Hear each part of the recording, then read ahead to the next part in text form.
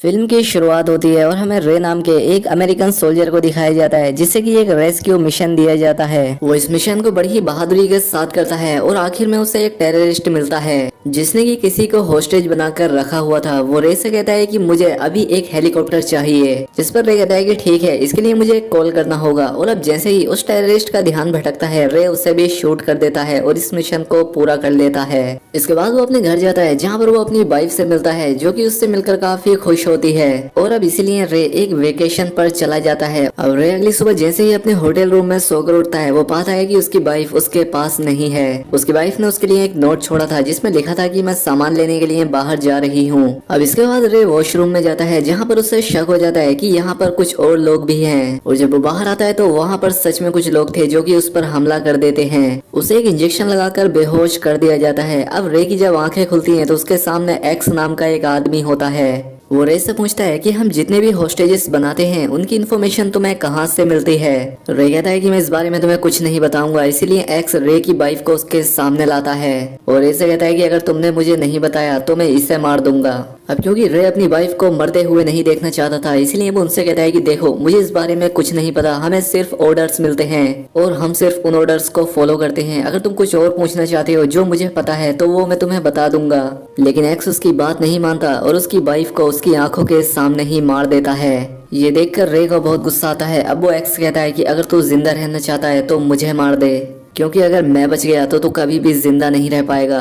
और इसीलिए एक्स उसे मार देता है। खैर अब एक बार फिर से रे की आंख खुलती है और इस बार वो एक लैब में होता है। उसकी बॉडी पर कई सारी वायर्स लगी हुई थी जिन्हें वो जल्दी जल्दी हटाकर यहाँ से जाना चाहता था। लेकिन तभी यहाँ पर एक लड़की आती है जिसका नाम केटी होता है। वो रे से कहती है कि तुम्हें कुछ नहीं होगा, हम तुम्हारे साथ हैं। तभी यहाँ पर इस लैब के हेड डॉक्टर एमिल आते हैं जो कि रे को बताते हैं कि तुम कुआलालंपुर में हो, जहाँ पर हम राइजिंग स्प्लिट टेक्नोलॉजी पर काम करते हैं और तुम हमारे इस एक्सपेरिमेंट का सबसे कामयाब हिस्सा हो। हम उन्हीं सोल्जर्स पर एक्सपेरिमेंट करते हैं जो कि जंग में अपने आँख, कान, नाक, हाथ या बॉडी का कोई भी पार्ट्स को खो देते हैं। लेकिन आज से पहले हमें इतनी बड़ी कामयाबी कभी नहीं मिली जितनी तुम्हारे साथ मिली है। यहाँ पर रे को कुछ भी समझ नहीं आ रहा होता है, इसलिए वो रे को लैब के दूसरे हिस्से में ले जाते हैं जहाँ पर जिमी नाम का एक सोल्जर रनिंग कर रहा था। डॉक्टर एमिल बताते हैं कि देखो, इस सोल्जर को, इसने जंग में अपने दोनों पैर खो दिए थे, लेकिन मैंने इस टेक्नोलॉजी की मदद से इसे एकदम ठीक कर दिया है। यहाँ पर एक और भी सोल्जर होता है जिसकी आंखें खराब हो गई थी और इसे भी इस डॉक्टर ने अपनी टेक्नोलॉजी से ठीक कर दिया था। और केटी भी इन्हीं में से एक थी। एक बार वो पानी में डूब गई थी जिस वजह से उसके गले के सांस लेने की सारी नलियां खराब हो गई थी।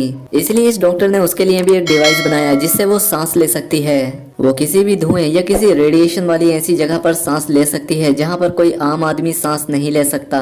रे कहता है कि हाँ ठीक है, लेकिन इस सब से मेरा क्या लेना देना। ये बात सुनकर डॉक्टर उसके हाथ पर एक कट लगाता है जिससे उसका खून निकलने लगता है। लेकिन अगले ही पल तेजी से उसका जख्म हील होना शुरू हो जाता है और अगले ही पल हमें दिखाया जाता है कि रे की बॉडी में उसके ब्लड के साथ बायोमैकेनिकल ट्रांसमीटर्स अपने आप ही फ्लो करते हैं, जिसका मतलब ये था कि अब उसकी बॉडी का अगर कोई भी हिस्सा जख्मी होगा तो बायोमैकेनिकल ट्रांसमीटर उसे अपने आप ही रिपेयर कर देंगे। रे कहता है कि लेकिन मुझे कुछ भी याद क्यों नहीं आ रहा, जिस पर डॉक्टर उससे कहते हैं कि तुम्हारी मौत हो चुकी थी, जिसके बाद हमने तुम्हें आर्मी से ले लिया, तुम्हारे ऊपर एक्सपेरिमेंट्स किए और तुम्हें फिर से जिंदा कर दिया, यानी अब तुम पूरी तरह से हमारे हो। साथ ही वो डॉक्टर उसे अपना हाथ दिखाता है और कहता है कि बचपन में एक बीमारी की वजह से इसे काट दिया गया था, लेकिन अपनी इस टेक्नोलॉजी की मदद से मैंने अपने इस हाथ को दोबारा पा लिया। रे काफी दिनों के बाद जागा था, वो काफी थका हुआ था, इसलिए वो डॉक्टर से कहता है कि मुझे आराम करना है। और अब अगली सुबह वो जैसे ही सोकर उठता है तो उसे और भी शक्तियों का एहसास होता है। अब वो जैसे ही पंचिंग बैग पर पंच करता है तो वो एक ही पंच में उसे बीच से फाड़ देता है। अब इसीलिए वो एक पिलर पर पंच मारना शुरू कर देता है जिससे वो पिलर भी टूट जाता है। इसके बाद वो केटी से मिलने जाता है जहाँ पर वो उसके साथ ड्रिंक करता है। यहाँ पर एक म्यूजिक बज रहा था और ये म्यूजिक उस जगह पर भी बज रहा था जहाँ पर उसकी वाइफ की हत्या की गई थी। यहाँ पर रे को सब कुछ याद आ जाता है, इसलिए वो अपनी वाइफ के कातिल को मारने के लिए निकल पड़ता है। डॉक्टर को जब ये बात पता चलती है तो वो उससे ऑनलाइन कनेक्ट होकर उसे वापस आने के लिए कहता है। डॉक्टर कहता है कि देखो, अभी हमें ये नहीं पता है कि तुम्हारे अंदर कितनी शक्तियाँ हैं और वो किस तरह से काम करती हैं, लेकिन रे कहता है कि मेरा एक बचा हुआ काम है, पहले मुझे उससे पूरा करना है। इसके बाद रे एक प्लेन तक पहुंच जाता है, लेकिन उसे प्लेन उड़ाना नहीं आता था। यहाँ पर प्लेन का मैनुअल होता है जिसे वो कुछ ही सेकंड में रीड करके प्लेन को उड़ा ले जाता है। वो सीधा पेरिस पहुंच जाता है और यहाँ कर वो उस कातिल को भी ढूंढ लेता है जिसने उसकी वाइफ को मारा था। वहीं डॉक्टर अपने साथियों से पूछता है कि आखिर रे को ये सब पता कैसे चला। उसके साथ ही उसे बताते हैं कि रे ने वहाँ पर पहले 9000 गाड़ियों को स्कैन किया, जिससे उसे पता लग गया कि इन गाड़ियों में से उस कातिल की गाड़ी कौन सी है। ये सुनकर वो डॉक्टर भी काफी हैरान रह जाता है। और वहीं अब दूसरी तरफ रे की पत्नी का कातिल एक सेफ टनल के अंदर पहुंच जाता है। यहाँ पर रे भी पहुंच जाता है। रे यहाँ पर पहुंचकर एक्स के सभी साथियों को मार देता है। अब रे एक्स के पास जाता है और उससे कहता है कि मैंने तुझसे कहा था कि मुझे मार देना, अगर मैं जिंदा बच गया तो मैं तुझे नहीं छोड़ूंगा। और अब वो एक्स को मारकर अपनी वाइफ का बदला ले लेता है। अब इसके बाद रे को लेने के लिए केटी और उसके दो साथी आ जाते हैं, जिन पर कि इसी तरह के एक्सपेरिमेंट किए गए थे। वो रे से कहते हैं कि हमें यहाँ के सारे सबूत मिटाने होंगे, नहीं तो गवर्नमेंट को इसके बारे में पता चल जाएगा। रे काफी थका हुआ महसूस कर रहा होता है। केटी उसे कहती है कि तुम्हारे ट्रांसमीटर चेंज करने का वक्त आ गया है, क्योंकि तुमने उनकी एनर्जी को यूज कर लिया है। इसके बाद उसे लैब में लाकर उसके ट्रांसमीटर को चेंज किया जाता है और तभी उसके सामने उसका साथी जिमी आता है। और यहाँ पर हमें पता लगता है कि रे के दिमाग में बार बार नई यादें डाली जाती हैं और अपने मिशन और अपनी यादों के मुताबिक ही वो अलग अलग लोगों को मारता है।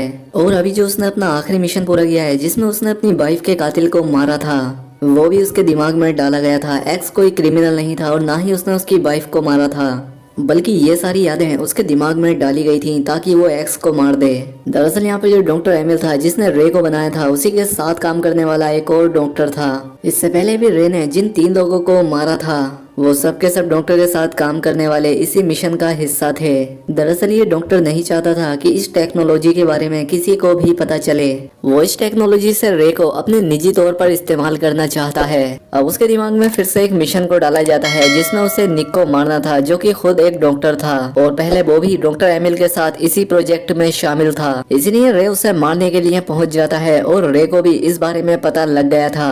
उसके साथ उसका एक प्रोग्रामर भी होता है जिसका नाम विगन्स होता है। वो विगन्स को कहता है कि तुम यहाँ से चले जाओ, इसलिए उसे जाना पड़ता है। और अब रे उस तक पहुँच जाता है और अब जैसे ही रे उसे मारता, रे अपनी रिमोट का बटन दबाकर ईएमपी बॉम्ब को ब्लास्ट कर देता है, जिससे पूरे शहर की बिजली चली जाती है और जिस सर्वर से रे जुड़ा हुआ था वो भी ऑफ हो जाता है। इसीलिए डॉक्टर की रेंज से रे बाहर चला जाता है। वो उसे देख नहीं सकता था और ना ही अब उसे कंट्रोल कर सकता है। इस बात से डॉक्टर बहुत परेशान होता है। दूसरी तरफ जब रे को होश आता है तो उसके सामने विगन्स होता है, वही प्रोग्रामर जो कि निक के लिए काम किया करता था। हालांकि अब निक की जान जा चुकी है। यहाँ पर विगन्स रे को बताता है कि वो डॉक्टर तुम्हें अपने फायदे के लिए इस्तेमाल कर रहा है। जब भी तुम किसी मिशन को पूरा करते हो तो उस मिशन की मेमोरीज को डिलीट करके तुम्हारे दिमाग में नई यादों को डाला जाता है, इसलिए तुम अलग अलग मिशन पर अलग अलग लोगों को मारते हो। इसके बाद रे को भी अपनी कुछ यादें आती हैं, जिसमें वो देखता है कि उसने हर बार अपनी पत्नी के कातिल को अलग अलग तरह से अलग अलग सूरतों में कई बार मारा है, जिससे वो समझ जाता है कि वो डॉक्टर उसका इस्तेमाल कर रहा था। और उसे यकीन हो जाता है कि उसकी वाइफ अभी भी जिंदा है, क्योंकि उसकी वाइफ की मौत की यादें सिर्फ उसके दिमाग में डाली गई थी। इसीलिए वो अपनी वाइफ के पास जाना चाहता है। वीगन उसे समझाता है कि किसी भी ऑटोमेटिक कार को यूज मत करना,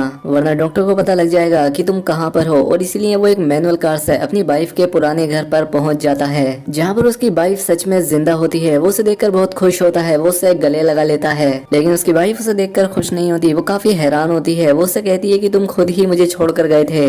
रे कहता है कि मैं तुम्हें कब छोड़कर गया था, जिस पर वो कहती है कि 5 साल पहले। ये सुनकर रे खुद काफी कंफ्यूज हो जाता है कि उसके दिमाग में इतनी पुरानी यादें तो नहीं थी। अब रे समझ जाता है कि वो डॉक्टर उसका इस्तेमाल कर रहा था और अब रे किसी भी तरह से उस डॉक्टर से अपना बदला लेना चाहता था। वो डॉक्टर भी समझ जाता है कि रे उसे मारने आ रहा है, इसीलिए वो जिमी जिसके पैर रोबोटिक थे और वो दूसरा आदमी जिसकी आंखें उस डॉक्टर ने बदली थी, वो उन दोनों को रे को मारने के लिए भेजता है। हालांकि रे अपनी जान बचाने की कोशिश करता है, लेकिन वो रे को बेहोश करके एक बार फिर से लैब में ले आते हैं, जहाँ पर उसके दिमाग से फिर से सारी यादों को मिटा दिया जाता है और एक नया मिशन डाला जाता है, जिसमें उसे वेगन को मारना था, क्योंकि इस डॉक्टर के हर एक राज को वेगन अच्छी तरह से जानता था। लेकिन केटी इसके खिलाफ होती है, जबकि केटी, जिमी और उसका दूसरा साथी इस मिशन में अपनी मर्जी से आए थे। लेकिन रे ने ऐसा नहीं किया था, उसे जबरदस्ती इस मिशन में लाया गया था। इसलिए केटी वेगन से मिलती है और वो तय करती है कि वो डॉक्टर और उसकी पूरी कंपनी को पूरी तरह से खत्म कर देगी। अब क्योंकि केटी किसी भी धुएं में सांस ले सकती थी, इसलिए वो स्मोक बॉम्ब्स को डॉक्टर के सर्वर तक ले जाती है और वहां पर आग लगा देती है, जिससे उस डॉक्टर का सारा डेटा खत्म हो जाता है। वहीं दूसरी तरफ हमें रे को दिखाया जाता है, जहां पर जिमी और उसका साथी पहुंच जाते हैं और वहीं अब इन तीनों में भयंकर फाइट होती है। रे इन दोनों पर भारी पड़ रहा था, क्योंकि वो इनसे ज्यादा ताकतवर था। वो एक एक करके इन दोनों को मार देता है और अब इसके बाद रे डॉक्टर के सामने पहुंच जाता है। उस डॉक्टर के पास गन होती है, जिससे वो कई सारी गोलियां रे को मारता है। लेकिन क्योंकि रे के अंदर एक ऐसी प्रोग्रामिंग थी जिस वजह से उसकी बॉडी अपने आप ही हील हो जाती थी। लेकिन ऐसा करने की वजह से उसकी शक्तियाँ भी कम हो रही थी। लेकिन अब रे डॉक्टर के पास पहुंच जाता है और ये सब वेगन भी देख रहा होता है। वो रे से कहता है कि तुम्हें जल्द से जल्द वापस आना होगा, वापस लौट आओ वरना तुम्हारी सारी की सारी पावर्स खत्म हो जाएंगी, तुम मारे जाओगे। लेकिन रे उसकी बात नहीं सुनता। वो डॉक्टर का बॉम्ब लेता है और खुद के साथ उसे ब्लास्ट कर लेता है, जिससे इन दोनों की जान चली जाती है और बाद में इस डॉक्टर की कंपनी भी पूरी तरह से खत्म हो जाती है। वहीं कुछ दिनों के बाद दिखाया जाता है कि रे फिर से जिंदा हो गया है। उसके सामने वेगन्स होता है। दरअसल वेगन ने उस टेक्नोलॉजी को और भी ज्यादा इम्प्रूव करके रे को फिर से जिंदा कर लिया था। वो कहता है कि मैंने तुम्हारे बायोमैकेनिकल ट्रांसमीटर्स को जो कि तुम्हारी बॉडी के अंदर फ्लो करते हैं उन्हें और भी ज्यादा ताकतवर बना दिया है और अब तुम्हें बार बार चार्ज होने की भी कोई जरूरत नहीं है। जिसके बाद रे केटी के पास जाता है और अब ये दोनों एक नए सफर पर निकल पड़ते हैं, क्योंकि अब इन दोनों का ही इस दुनिया में कोई भी नहीं है। ये दोनों ही अकेले हैं और साथ ही ये दोनों एक चलती फिरती टेक्नोलॉजी हैं जिनके अंदर बहुत ही ज्यादा शक्तियां हैं और अब अपनी इन शक्तियों का ये दोनों अच्छे के लिए इस्तेमाल करना चाहते हैं। तो दोस्तों इस फिल्म का नाम था ब्लडशॉट। अगर आपको ये वीडियो पसंद आई हो तो वीडियो को लाइक और अगर चैनल पर पहली बार आए हैं तो चैनल को सब्सक्राइब भी कर ले। मिलते हैं हमारी